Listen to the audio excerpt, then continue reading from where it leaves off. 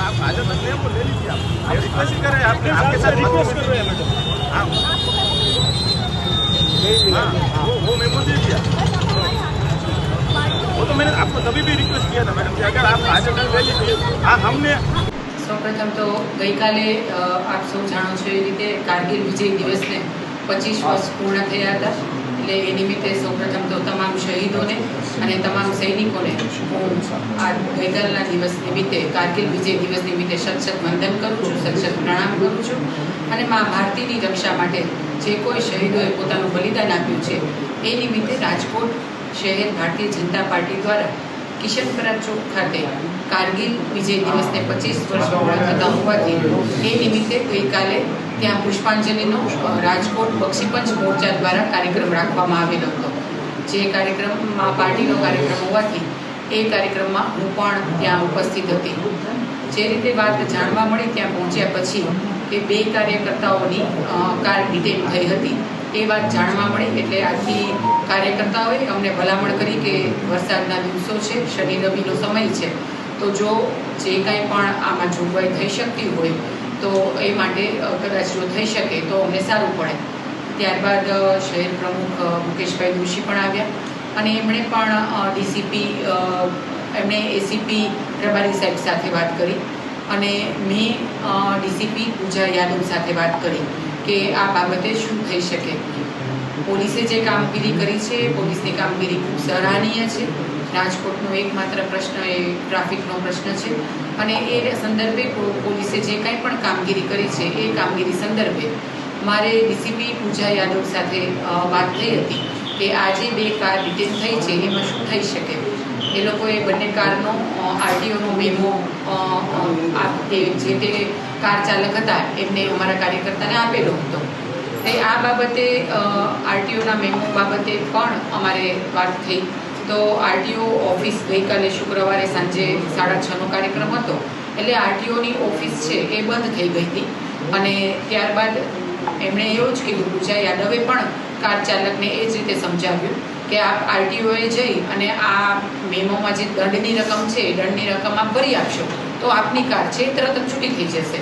પરંતુ 6:30 થઈ ગયા હોવાથી આરટીઓની ઓફિસ બંધ થઈ ગઈ હતી.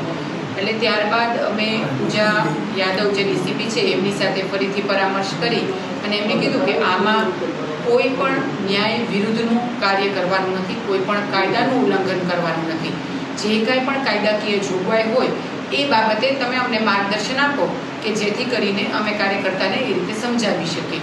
આથી એમણે જ અમને માર્ગદર્શન આપ્યું કે આમાં 2 જોગવાઈ હોય છે કે એક તો આરટીઓએ જઈ અને દંડની રકમ ભરી દે એટલે તરત જ એમની કાર ત્યારે ને ત્યારે જ છૂટી થઈ જાય અને બીજી જોગવાઈ એવી હોય છે કે એમની ઓરિજિનલ આરસી બુક ગાડીની ઓરિજિનલ આરસી બુક એ પોલીસ સ્ટેશનમાં જમા કરાવે અને પછી જ્યારે એ આરટીઓ ઓફિસ જઈ અને દંડની રકમ છે એ ભરે અને એ ભર્યા બાદ એ પહોંચ અમને બતાવે એટલે ગાડીની ઓરિજિનલ આરસી બુક અમે એમને પરત આપીએ ત્યાં સુધી ગાડીની ઓરિજિનલ આરસી બુક છે એ અમારા કબજામાં રહે છે.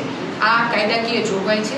કોઈ નિયમ વિરુદ્ધનું કાર્ય કરવામાં આવ્યું નથી, કોઈ નિયમનો પણ ઉલાડિયો કરવામાં આવ્યો નથી, પરંતુ જે કાંઈ પણ અમને પોલીસ વિભાગ દ્વારા માર્ગદર્શન મળ્યું એ માર્ગદર્શન અનુસાર સંપૂર્ણ ન્યાયિક તપાસ અને કરવામાં આવી છે. બંને કાર્યકર્તાઓને સમજાવી દેવામાં આવ્યા છે.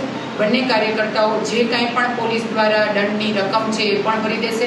અત્યારે એમની ઓરિજિનલ આરસી બુક પણ પોલીસના કબજા હેઠળ છે અને ત્યારે જ પોલીસ એમને પાછી આપશે જ્યારે એ સંપૂર્ણ દંડની રકમ ભરી આપશે. તમે કઈ બેન ભલામણ કરી હતી આ લોકો? ભલામણ કરવાનો પ્રશ્ન નથી. મેં માર્ગદર્શન માંગ્યું હતું કે આ બાબતમાં ન્યાયિક જોગવાઈ શું છે એ બાબતનું મેં પૂજા યાદવ ડીસીપી છે એની પાસે માર્ગદર્શન માંગ્યું ને એમણે જ મને માર્ગદર્શન આપ્યું કે આ રીતે 2 જોગવાઈ સરકારશ્રીમાં હોય છે એટલે આમાં આ રીતે એ કરશે તો અમને કોઈ કાર રાખવાનું કાંઈ અમારે કાંઈ બીજો ઉદ્દેશ નથી, પરંતુ ત્યાં સુધી અમે કાર છોડી ન શકીએ. મેં કીધું બરાબર છે, આપે જે કાર્યવાહી કરી એ બરાબર છે. હવે જે ન્યાયિક જોગવાઈ છે એ અનુસાર એ બંને કાર્યકર્તાઓ કાર્યવાહી કરશે. જવાબદાર વ્યક્તિ છે. આ પ્રકારે કાળા કાચની ડ્રાઈવ તો વર્ષોથી ચાલે છે. કાળા કાચ નંબર પ્લેટ ન રાખવી જે કાર્યકર્તાઓએ આ કર્યું તો એ કાર્યકર્તાઓને પણ અમારા માધ્યમથી કહેવામાં આવ્યું છે કે ભાઈ તમારે આમાં દંડ પણ ભરવો જ પડે, અને એટલા માટે થઈને જ એમની ઓરિજિનલ આરસી બુક કે જેના વગર તમારી ગાડી છે એ નિરર્થક છે, એટલે ઓરિજિનલ આરસી બુક છે એ આપણે અત્યારે પોલીસ પાસે એટલે જ જમા કરાવી છે, કારણ કે નિયમ વિરુદ્ધ જવાની આમાં કોઈ પ્રશ્ન જ નથી. બેન, થોડા સમય પહેલા મુકેશભાઈ દોશી એવી વાત કરી હતી કે કોઈ હોદ્દેદારોએ કોઈ બોર્ડ રાખવા નહીં ભાજપના, આપને ખ્યાલ હશે કદાચ શહેર પ્રમુખ એવી વાત કરી એ હતી. બાબતે આપ એમનો જ અભિપ્રાય લઈ લેશો, કારણ કે એ બાબતનો મને બહુ ખ્યાલ નથી, એટલે એ બાબતે હું વધારે પ્રકાશ નહીં પાડી શકું. ગઈકાલની જે ઘટના હતી અને મારે જે ડીસીપી પૂજા યાદવ સાથે જે કંઈ વાત થઈ એ વાત સંદર્ભે હું આપ સૌના બાબતે ધ્યાન પ્રકાશમાં મૂકી શકું. ખાસ કરીને નેમ પ્લેટ નંબર પ્લેટ હોય છે એ ન રાખવી અને પોતાના હોદ્દાની નેમ પ્લેટ લગાવવાનો શોખ હોય છે, કાર્યકર્તાને આપ શું સૂચના આપશો? કાર્યકર્તાને પણ મેં તરત જ બંને કાર્યકર્તાઓને મેં સૂચના આપી છે કે જે પોલીસે જે આપણને દંડની જોગવાઈ કરી છે, પોલીસે જે કાયદાકીય આપણને જોગવાઈ કરી છે એને આપણે અનુસરવી જ પડે. આપણે ભારતીય જનતા પાર્ટીના આપણે કાર્યકર્તા છીએ, આપણી એક ફરજ છે, અને પાર્ટીની આપણી ફરજના ભાગરૂપે અને એક સાચા નાગરિકના ભાગરૂપે આપણે દંડ પણ ભરવો પડે, આપણે આપણી બુક પણ જમા કરાવવી પડે, અને પોલીસનો જે ન્યાયિક દંડની જોગવાઈ છે એને આપણે ફોલો જ કરવી પડે, અને ત્યારબાદ પણ જે કંઈ પણ પોલીસ માર્ગદર્શન આપે એ પ્રમાણે આપણે એને અનુસરવું પડે. એ આપણે એક સાચા નાગરિક તરીકે ધારાસભ્ય તરીકે આ પૂજાબેન યાદવ છે, એમને જે કામગીરી કરી છે, આપ ધારાસભ્ય તરીકે કઈ રીતે જુઓ છો? ના, પૂજાબેન યાદવે એમના વિભાગ લગત જે કંઈ પણ કામગીરી કરી છે એ યોગ્ય જ છે, એ સરાહનીય છે, કારણ કે દરેક વ્યક્તિ સમાન જ હોય છે, કોઈ વ્યક્તિ ઊંચી કે નીચી હોતી નથી, એટલે દરેક વ્યક્તિ સમાન હોય છે ને કાયદો પણ દરેક વ્યક્તિ માટે સમાન જ હોય છે.